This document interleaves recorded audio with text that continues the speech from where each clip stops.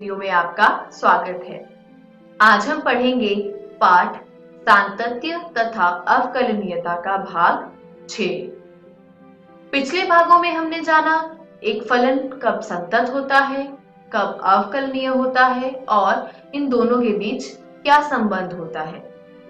साथ ही हमने जाना संयुक्त फलन, प्रतिलोम त्रिकोणमितीय फलन एवं अस्पष्ट फलनों के अवकलज किस प्रकार प्राप्त किए जाते हैं। साथ ही हमने सीखा श्रृंखला नियम। अब उसी सिलसिले को आगे बढ़ाते हैं और देखते हैं आज के इस वीडियो में हम क्या पढ़ेंगे। आज हम पढ़ेंगे चरघातांकी एवं लघुगणकीय फलन यानी एक्सपोनेंशियल एंड लोगरिथमिक फंक्शंस, और उसके बाद हम जानेंगे लघुगणकीय अवकलन के बारे में यानी डिफरेंशिएशन ऑफ लोगरिथमिक फंक्शंस। तो चलिए आगे बढ़ते हैं और शुरू करते हैं पहले विषय के साथ। सबसे पहले हम देखेंगे चरघातांकी फलन की परिभाषा। फलन y बराबर fx जो कि बराबर है b की घात x के।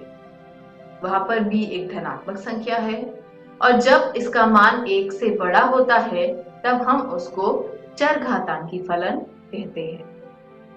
आइए इसको थोड़ा और विस्तार में समझते हैं और चरघातांकी फलन की कुछ विशेषताएं देखते हैं।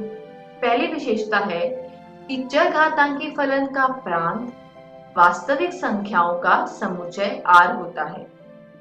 यानी कोई भी जब चरघातांकी फलन परिभाषित होता है तो उसके प्रांत में जितनी भी संख्याएं होती है वो सभी वास्तविक संख्या होती है। दूसरा तथ्य है चरघातांकी फलन का परिसर समस्त धनात्मक वास्तविक संख्याओं का समुच्चय होता है। यानी जब आप कोई एक फलन परिभाषित करते हैं तो आपने अपने पाठ संबंध एवं फलन में पढ़ा होगा कि एक प्रांत होता है और एक परिसर होता है।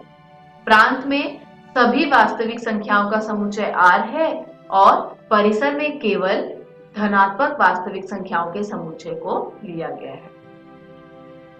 बिंदु 0,1 चरघातांकी फलन के आलेख पर सदैव होता है। किसी भी वास्तविक संख्या को यदि आप लें जिसका मान 1 से बड़ा हो और ऐसी संख्या को आप b कहें तो ऐसी किसी भी संख्या की घात जब आप 0 लेते हैं तो उसका मान हमेशा 1 होता है, यानी वो आलेख पर हमेशा मौजूद रहेगा। चरघातांकी फलन सदैव एक वर्धमान फलन होता है यानी एक इंक्रीजिंग फंक्शन होता है और x के अत्यधिक बड़े ऋणात्मक मानों के लिए चरघातांकी फलन का मान 0 के अत्यंत निकट होता है। ऐसा इसलिए कि b की घात आपने x लेकर एक चरघातांकी फलन को परिभाषित किया था। अब x का मान जब बहुत बड़ा ऋणात्मक मान हो जाएगा यानी b के ऊपर ऋणात्मक एक बहुत बड़ी संख्या हो जाएगी तो आप जब उसको हल करेंगे तो उसका जो मान होगा वो 0 के बहुत ही पास होगा। चलिए आगे बढ़ते हैं, एक और परिभाषा देखते हैं। ये परिभाषा है लघुगणकीय फलन की। मान लीजिए कि b एक वास्तविक संख्या है और उसका मान 1 से बड़ा है। तब हम कहते हैं कि b आधार पर a का लघुगणक x है यदि b की घात x बराबर a हो। तो जब b की घात x बराबर a होगा तो हम कहेंगे कि a का लघुगणक जो है वो x है और किसके आधार पर? b के आधार पर। एक लघुगणकीय फलन जिसका आधार b है वो कुछ इस प्रकार से परिभाषित होता है, r प्लस से r की तरफ। यहाँ r प्लस जो है वो इस फलन का प्रांत है जो कि सभी धनात्मक वास्तविक संख्याओं का समुच्चय है और जो परिसर है वो क्या है? वो सभी वास्तविक संख्याओं का समुच्चय है। यानी आप एक धनात्मक संख्या लेंगे उसके बाद आपको जो उसका उत्तर प्राप्त होगा वो कोई भी एक वास्तविक संख्या हो सकता है। चलिए आगे बढ़ते हैं, इस आकृति की सहायता से समझने की कोशिश करते हैं। बिंदु 1,0 के निर्देशांक वाला ये जो बिंदु है यहाँ पर, उसके साथ आपको बहुत सारे लघुगणकीय फलन जो है वो नजर आ रहे होंगे, जिसमें पहला है y is equal to log 2x। यहाँ पर ये जो लघुगणकीय फलन है वो 2 के आधार पे परिभाषित है। नीचे जो है वो e के आधार पे परिभाषित है और जो सबसे नीचे है वो 10 के आधार पर परिभाषित है। जब x y की तरफ बढ़ता है और y बराबर है log x b के आधार पर, ऐसा केवल तभी संभव है यदि b की घात y जो है वो बराबर हो x के। जब आप आधार 10 लेते हैं यानी b का मान जब 10 होता है तो हम उसको साधारण लघुगणक कहते हैं, और जब b e हो जाता है यानी e के आधार पर आप किसी लघुगणक को परिभाषित करते हैं तो वह प्राकृतिक लघुगणक कहलाता है। चलिए थोड़ा आगे बढ़ते हैं और लघुगणकीय फलनों के महत्वपूर्ण गुण देखते हैं। आधार परिवर्तन का एक मानक नियम है जिससे log p a के आधार पर को log p b के आधार के पदों में ज्ञात किया जा सकता है। यानी जब log p आपका a के आधार पर परिभाषित है तो आप उसको इस प्रकार लिख सकते हैं log p b के आधार पर बटे log a b के आधार पर। आगे बढ़ते हैं, एक और महत्वपूर्ण गुण देखते हैं। गुणनफलों पर log फलन का प्रभाव इसका एक अन्य रोचक गुण है। यानी जब log गुणनफलों के रूप में देखा जाता है तो वो कैसा दिखता है, आइए देखते हैं। log PQ यानी P और Q दो फलन है, इनका गुणनफल किया जा रहा है और उस पर log लगाया जा रहा है B के आधार पर। तो जब आप इसको हल करेंगे तो आपको मिल जाएगा log P B के आधार पर जमा log Q B के आधार पर।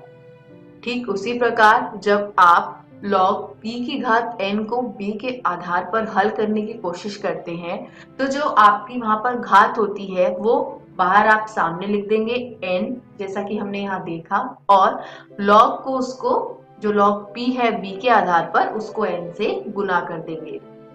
और ठीक उसी प्रकार जो हमारा अंतिम गुण है वो है log यदि x बटे y है b के आधार पर तो आप इसको लिख सकते हैं log x b के आधार पर माइनस log y b के आधार पर। अब ये जितने महत्वपूर्ण गुण आपको मैंने बताए हैं ये आपको सत्यापित करने के लिए नहीं आएंगे। प्रश्न कुछ इस प्रकार के होंगे कि उसमें ये गुणन रूप में दिया होगा या घात के रूप में दिया होगा, और यदि आपको उसका परिणाम याद है तो आप आसानी से वहां उसको हल कर पाएंगे। तो जरा इन गुणों को ध्यान से पढ़िएगा। आगे बढ़ते हैं और एक प्रमेय देखते हैं। x के सापेक्ष e की घात x का अवकलज e की घात x ही होता है। यानी जब आप d बटे dx लेते हैं ex का तो उत्तर में ex ही आता है। तो जब भी आपके पास फलन ex के रूप में होगा याद रखिएगा कि अवकलज स्वयं वही संख्या हो जाएगी। और प्रमेय का अगला जो तथ्य है वो ये है कि x के सापेक्ष log x का अवकलज 1 बटा x होता है। अर्थात d बटे dx जब आप निकालेंगे log x का तो आपको मान प्राप्त होगा 1 बटा x। ये दोनों ऐसे परिणाम हैं जो कभी भी परिवर्तित नहीं होते और आपको बहुत ही जगह इसको उपयोग करना पड़ेगा, तो इनको जरा अपनी नोटबुक में लिख लीजिएगा। आगे बढ़ते हैं और देखते हैं एक उदाहरण। x के सापेक्ष निम्नलिखित का हमें अवकलन करना है, जिसमें पहला है e की घात माइनस x और दूसरा है साइन log x, जहां पर x का मान 0 से बड़ा है। मान लीजिए कि y बराबर है e की घात माइनस x के। अब यहाँ पर आपको श्रृंखला नियम का प्रयोग करना होगा। dy बटे dx बराबर होगा d बटे dx इसके e माइनस x यानी e की घात माइनस x के। तो अब यहाँ पर श्रृंखला नियम का प्रयोग करते हुए हम क्या करेंगे, d का जब हम dx निकालेंगे e की घात माइनस x का तो नीचे x है और ऊपर माइनस x है, इसलिए हम बीच में d माइनस x को यहाँ पर लगा देंगे। और जब हम इसको आगे हल करेंगे तो हमें उत्तर में प्राप्त होता है क्या, e की घात माइनस x तो वैसे का वैसा ही रह जाएगा और d बटे dx ऑफ माइनस x जो है वो माइनस 1 आ जाएगा, यानी उत्तर में आ गया माइनस e की घात माइनस x। ठीक उसी प्रकार अगला उदाहरण देखते हैं। अब लेते हैं y बराबर साइन log x। यहाँ पर भी आपको श्रृंखला नियम का प्रयोग करना होगा, तो dy बटे dx बराबर होगा d बटे dx साइन log x के। तो चलिए आगे बढ़ते हैं और इसका हल देखते हैं। साइन का कोण है log x। यहाँ पर आप इसको x के सापेक्ष जब अवकलज करेंगे तो वो तो संभव नहीं होगा, इसलिए हमने यहाँ पर श्रृंखला नियम का उपयोग किया, जिसमें हमने d log x को गुना भी किया और भाग भी किया। जब हमने ये किया तो साइन लॉग एक्स का अवकलज प्राप्त होगा कॉस लॉग एक्स, और उस प्रमेय से हमने जाना था कि लॉग एक्स का जब आप एक्स के सापेक्ष अवकलज करते हैं तो आपको 1/x प्राप्त होता है। तो ये हो गया कॉस लॉग एक्स बटे एक्स। इसी के साथ ये उदाहरण तो यहीं समाप्त हुआ। आगे बढ़ते हैं और अगला विषय देखते हैं, लघुगणकीय अवकलन। हम निम्नलिखित प्रकार के एक विशिष्ट वर्ग के फलनों का अवकलन करना सीखेंगे। देखते हैं कौन सा विशिष्ट वर्ग है। फलन y बराबर fx परिभाषित है ux की घात vx के रूप में। अब हमें लघुगणक निकालना है e के आधार पर। जब आप करेंगे तो y का यहाँ पे हो जाएगा log y, और हमने पढ़ा था कि क्या log p की घात जब n होता था तो वो n log p हो जाता था। यहाँ पर घात में vx था तो वो गुना में आ गया और log ux हो गया। तो आइए अब इसका अवकलज ज्ञात करते हैं। जब हमने इसका अवकलज ज्ञात किया तो हमको एक बात समझ आई कि बाएं पक्ष में है log y। अब हमें यहाँ पे जो अवकलज प्राप्त करना है वो तो x के सापेक्ष करना है, तो यहाँ हमको श्रृंखला नियम का उपयोग करना होगा बाएं पक्ष में। लेकिन दाएं पक्ष में सब सही है, क्यों? क्योंकि x के रूप में ही तो यहाँ पर परिभाषित है सभी फलन। तो यहाँ हमने क्या किया, d log y बटे dy गुना dy बटे dx कर दिया।